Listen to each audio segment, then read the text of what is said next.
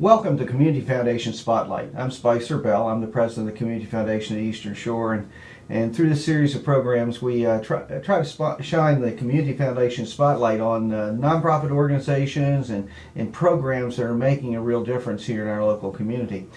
Today my guest is Heather Towers. Heather, welcome. Thank you. And Heather is a VISTA volunteer herself, and she runs the ShoreCAN Volunteer Center at the Community Foundation of the Eastern Shore. We're going to talk about ShoreCAN and some exciting activities and events that are coming up that ShoreCAN is sponsoring. So, Heather, let's start off with telling a little bit about ShoreCAN. Hopefully by now folks are starting to hear that term, but what is the ShoreCAN Volunteer Center? The ShoreCAN Volunteer Center is, like you said, located in the Community Foundation, and it's a part of the network of services provided. And basically, we engage local citizens that are interested in volunteering with nonprofit opportunities. Mm-hmm. Now, how did you find your way into being at the ShoreCAN Volunteer Center? Well, as an AmeriCorps member, I was actually a student. I am a student at Salisbury University, and actually found the listing there as an interested area nonprofit that needed help in a volunteer center, and I thought it sounded like a really fun opportunity. Yeah, and now you're close to the end of your year of service with ShoreCAN, and you've managed to refer over a couple hundred volunteers to local nonprofits. Yes. It has been a great opportunity for me to learn about community nonprofits and to meet a lot of people of all ages and engage them in local things that are going on. Yeah. How many local nonprofit and charitable organizations do you work with at ShoreCAN? We have over 107 right now, and we're constantly growing and would like to continue to grow. So we're always accepting more. Okay.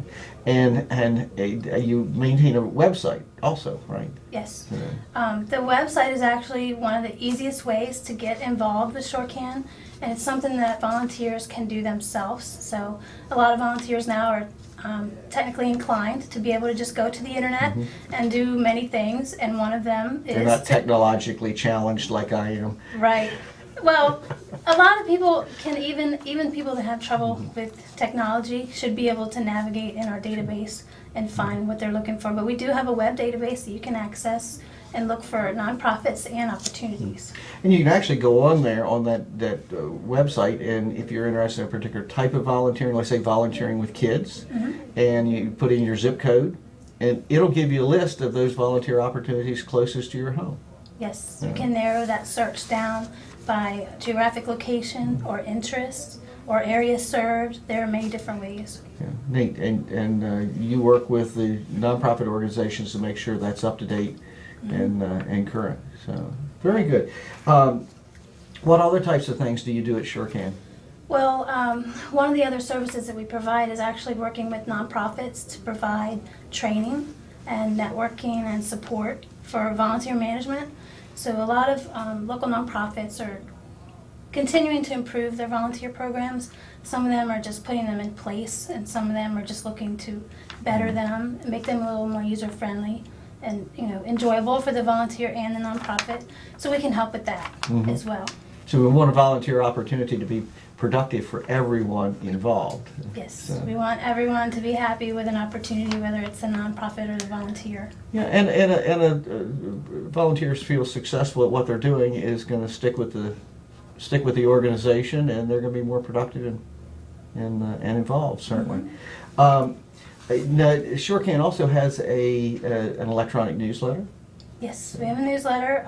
It goes out every month to all of our partner nonprofits and our volunteers, so everyone can get an idea of all the activities that are going on. Each month we have different, like I mentioned, training. Some months we have service events, which we're going to talk about in a little bit. And sometimes we just share interesting trends, statistics. We like to highlight a local nonprofit in the community and a local volunteer. Yeah. So, yeah. You've highlighted several volunteers recently. Can you give us an example of a volunteer you've highlighted? Recently, we have highlighted some volunteers from the Deer's Head Hospital Network, and various volunteers from there with some really interesting stories. One of the volunteers that I highlighted from there actually was able to get an employment position after her many years of helping out on the auxiliary committee and volunteering. So now she actually works there, and she's really excited to still be a part of the volunteer network, but also have employment, Neat. which is something that a lot of volunteers in today's economy are actually looking for, Yeah. or interested in. That's an interesting thing that I've learned as Community Foundation has sponsored ShoreCAN over the last year and a half, is that there are a lot of folks out there who are looking for work. Volunteering can often be a good way to get into a new career or get your foot in the door at a place of employment.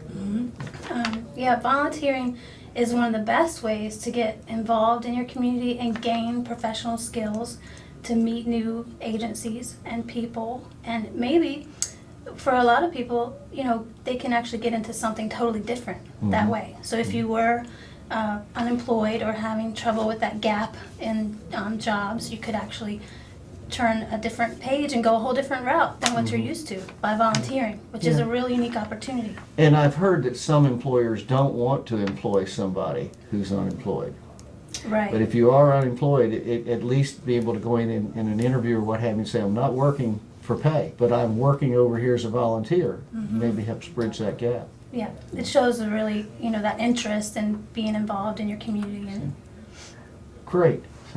And you mentioned there are some upcoming activities that ShoreCAN is involved with. I think you have 3 of them you want to talk about today. I do. I have 3 exciting things going on right now. Pick one. The first one I would like to talk about is actually for youth. It's for our volunteers, and it's for youth and families. And this is an area that we're broadening our own engagement in the community right now by partnering with many different agencies that work with youth. But we're going to be able to offer a service day in April, and it's part of a national campaign, a broader campaign to engage teens and families across the whole nation. And our actual project day is on April 16th. It's a Saturday from 9 to 12, and we have 4 local project sites that we're going to be working at. And we're pretty excited about it. We have a variety of projects from the Salisbury Zoo to the Maryland Food Bank. Berlin is hosting a cleanup project, like a Take Pride in Your Community Part Day. of the Grow Berlin Green project. Right, part of the Grow Berlin Green. So we'll be involved in that. And our other project site, we have another project site, which I can tell you is actually at the Pork in the Park Festival, which is going to be happening that weekend. And that is going to be assisting the Wycomico Parks and Recs in their Kids Corner, which is a really fun little area to engage children during that day. To help, make that more of a family event. Right, to make it more fun and a family event. Now, if there's a family or a young person who is interested in participating in that youth service day, how do they get in touch? They can contact us through phone or web, which I think we're going to give at the end. But Well, we'll do it we can now. do it now? Give it to them, Okay. and I'm sure our friends here at PAC 14 will Okay, put it great. on the air. Our phone is 410-742-9911, and we have a special page just for that youth service event on our website, which is www.shorecan.com, and they can check that out. Actually, it's org.org, sorry. They can check that out there. It's going to be really fun. There'll be prizes and different refreshments and things that we'll be doing that day. Yeah, I think I think I picked up something here. It says iTunes gift cards. Yes, that's one of the Something bigger... that every teen can use. Right, that's one of the bigger incentives. All teens and young adults love their MP3 players and love music, so that's something that we're going to be providing to one winner at each site. Okay, actually. great. And you've recruited leaders for each site, so some folks who volunteer will have someone there to give them directions and Yes. organize their activity and what have you. Each site will have their own agency representative, but we're also providing a volunteer leader to help coordinate that activity and to engage our own volunteers. And this could be what ages are you appealing to here? Really, the appeal is open to all ages, especially if families come as groups. Okay.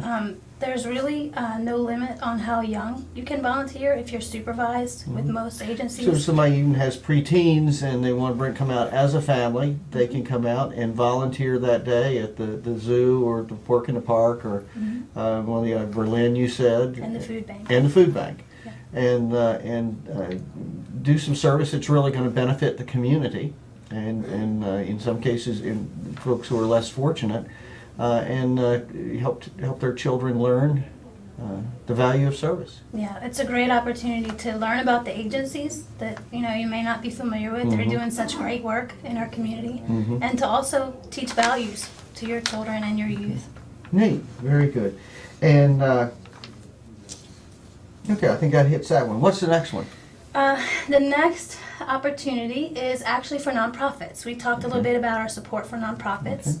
One of the other areas that we're working to get more engaged in ourselves is to help connect volunteers that have disabilities with nonprofit agencies. So we actually have a training event that's called a Lunch and Learn on May 4th at 11:30.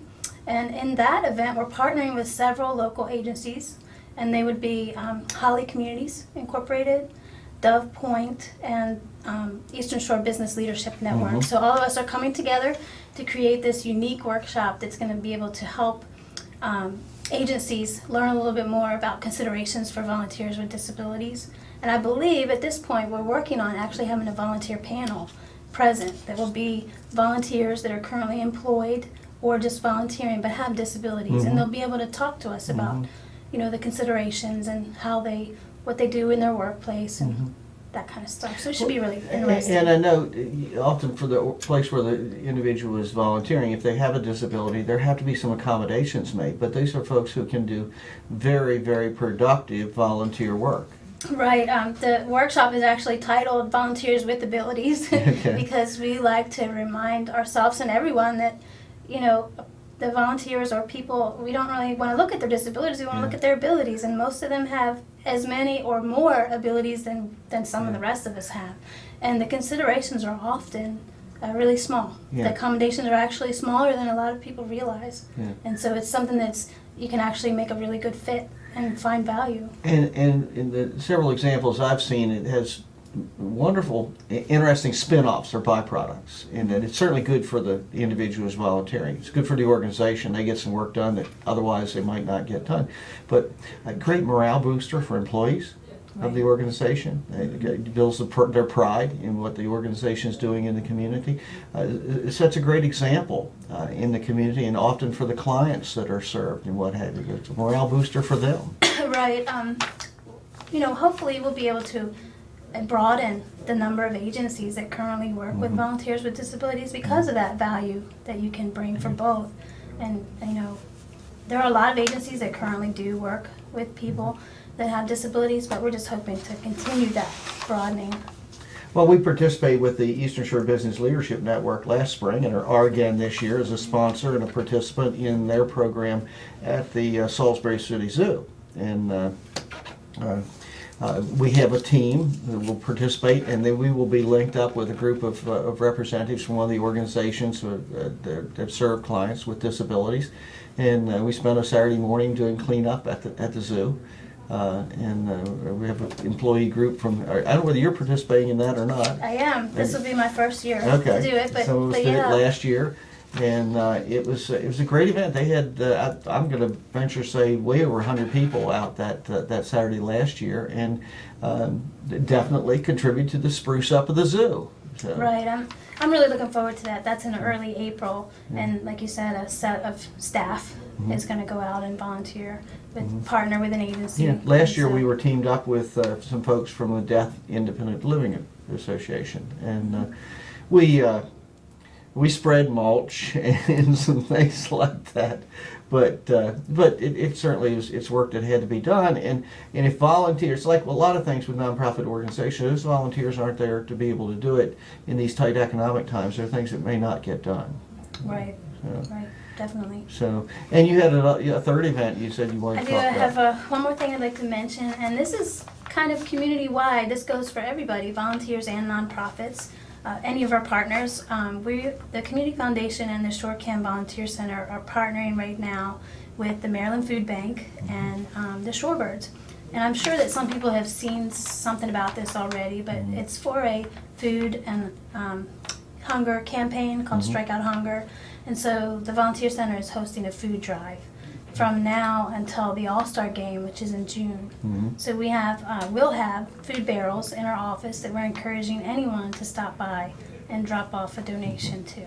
Well, and not just at our site. There will be donation sites throughout the community. Right. And the Shorebirds and the Community Foundation, the Arthur W. Purdue Foundation are all teaming together to strike out hunger. Unfortunately, even as prosperous as our economy is, we've had down times certainly in recent years, and there is hunger in our community. And this is an opportunity to address that.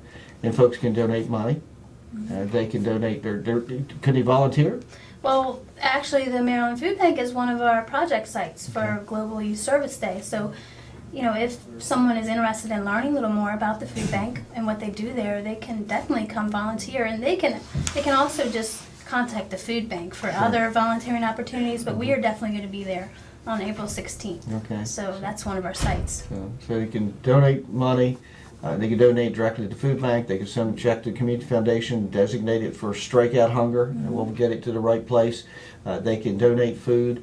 They can come out to Shorebirds games, and the Community Foundation and Arthur W. Purdue Foundation are teaming up to something that we'll be doing with the Shorebirds this year that's going to provide more money to the food banks in the area. And we'll let folks watch out for that one. Okay, we'll get more details on that. More details later. I think that it's going to be a pretty exciting campaign from what I've heard. And I know that there are opportunities for game ticket attendance to kind of go towards the campaign too. So there will be a lot of ways, like you said, that people can get involved. Yeah, Shorebirds are great partners with this.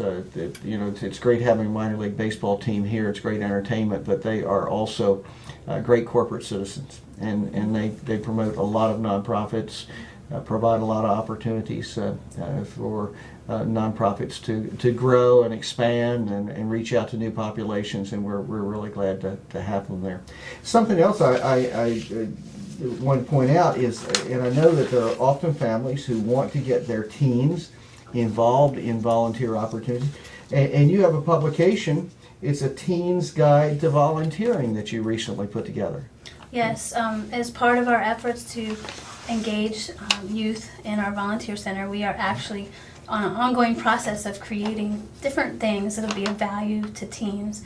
And we have that new guide to volunteering. A lot of teens now are doing service learning work for school and also for their churches and other civic groups, and they're looking for agencies they can go volunteer at. And there are actually age requirements for some agencies, and so for teens it can be a lot of work to figure out who takes what age and where can I volunteer and who will work with me, and do I have to take a parent with me or someone else. And so we do all that for you. In a guide like that, we separate out by interest groups the agencies that do work with teens, and we tell you what age they'll work with and whether you have to be supervised or not. And so that's just a way to get a little bit more information to teens in an easy format. Excuse me. Are there opportunities of teens who are interested in working with the environment, animal rescue and service, historic preservation, medical and health, and technology? So. Yes, and actually, there is a surprising number of agencies now that work with teens. There's a great number in our community. They're willing to work with teens on their schedules, with their school schedules and other things that are going on in their lives. They're really willing to bring them in and teach them about their agency and let them get involved and help out. Well, they can bring often a level of excitement and enthusiasm that's important, but I noticed that you got the one here on technology, and it mentions just a couple of particular organizations that can use it, but I've said several times, if you want to figure out something about your computer, get a teenager to do it. Right. So they often are much better with technology than some of us who did not grow up with it the way they have. So it's an opportunity. I'm sure we have some viewers who are involved with nonprofit organizations. They ought to consider that. And if they would consider having teen volunteers, they can contact you. They can contact us on the list. Or our website. Like I said earlier, we're always accepting agencies, and if you're interested in specific age groups, or you're going to be able to offer, to certain age groups interested in volunteering, let me know that when you call. Great. That's a great thing to know, so I can help engage volunteers. Great. You're watching Community Foundation Spotlight. I'm Spicer Bell. I'm the president of the Community Foundation at Eastern Shore, and I have with me today Heather Towers. And Heather is a Vista volunteer who runs our ShoreCAN Volunteer Center and helps connect people who care with causes that matter in the community, a way for them to donate their time and effort and energies to improve the quality of life here in the community. Heather, another area where the ShoreCAN Volunteer Center has done some work is with 50 plus or older volunteers. Talk a little bit about that. Okay, I'll be glad to. Recently, we were one of 6 volunteer centers to receive grant funding from the Volunteer Generation Fund, which is from the Governor's Office of Service and Volunteerism. And through those funds, we're concentrating on some target areas, and one of those target areas is 50 plus. And so we've been able to broaden our efforts on offering training, volunteering opportunities, and different other services to 50 plus. We're also getting into the community and actually getting out there and going to senior centers and health fairs and things like that to be able to talk to 50 plus people, find out what they're interested in and what's going on in their lives. And so, we're really enjoying that. Actually, that age group of people have so many skills and so many life experiences that they can bring to an agency that it's just really fascinating to talk to them and see what kind of experiences they have in their life and what they can offer. And they can offer a lot, and we know very well that if they will do that, keeping as they stay engaged, they stay younger. They stay more active and more alert and what have you. So it's something that it's an absolute win-win. It's definitely a win-win. Volunteering is definitely a healthy activity for all ages, but especially the retired age group, because it is something that, as you retire and start to enjoy your leisurely time, sometimes it becomes a little too leisurely and you just become bored or uninterested in activity, or volunteering gets you more active and gives you more mental stimulation. And with that age group and their experiences, they bring a lot of professional skills to the table that some younger age groups don't have. So they're really extra special to be involved with. They are. I think last week you were at the Aging in Worcester conference, again, promoting that whole concept. Yes. You'll probably start seeing us a lot in the community at 50 plus. We toured some senior centers last month, and also, as you mentioned, we were at the Aging in Worcester conference, which was really great. We met a lot of people. And we're also probably going to be at the AARP health conference, which is coming up this spring. Great. It's an opportunity for you to make those folks aware, and organizations, of the support that ShoreCAN can provide them, but also connect with those potential volunteers and let them know how you can connect them with really great opportunities in the community. I mean, just personally seen some really wonderful activities that seniors did where they found it very, very rewarding and exciting. It really enriched their lives too, as well as the lives of the people they touch. So yeah, I have met, and you have too, I'm sure, some really great people from that, that age range that are just that. Sometimes you meet people in life that really stand above other people as far as personality and energy and excitement. And some of those people that I've met recently were actually in the 50 plus group, and they just really surprised me with their zest and their happiness about everyday life and what they can bring to an agency. Now, being one of those people in the 50 plus group, I can relate to that.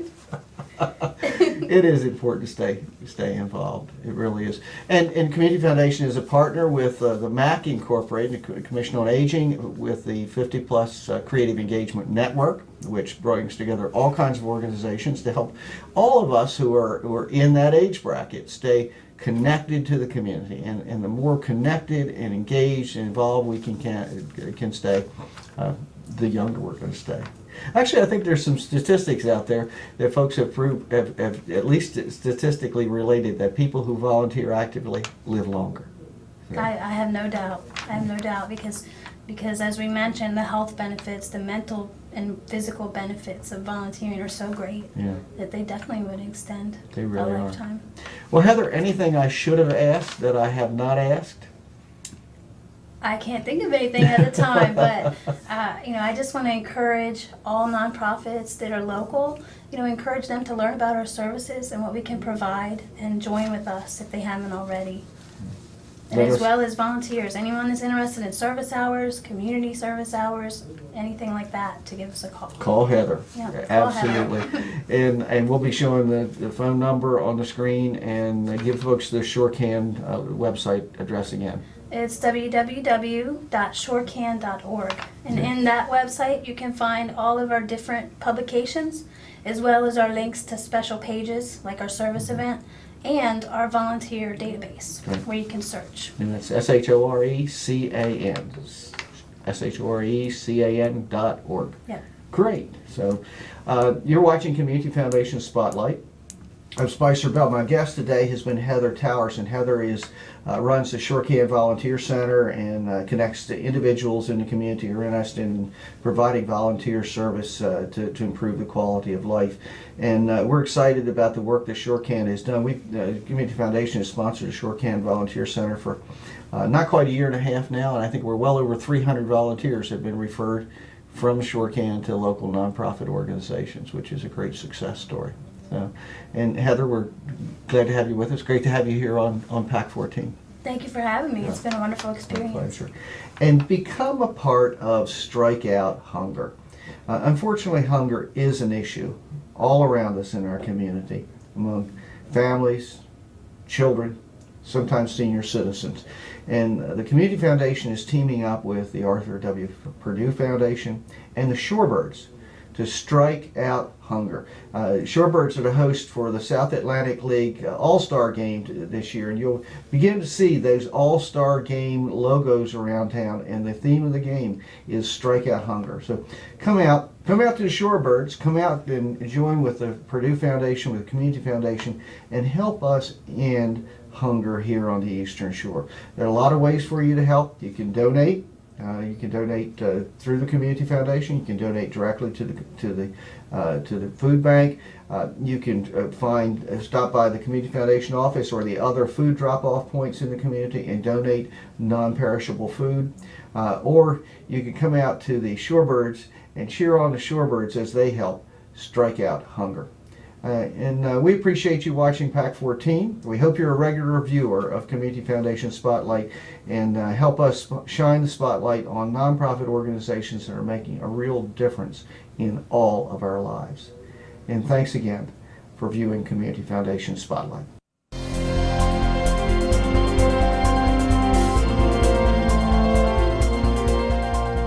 Would you like to see your community organization or nonprofit group featured on PAC 14? To get started, contact us at 410-677-5014 or visit our website at www.pac14.org. PAC 14 is a great way to connect with your community.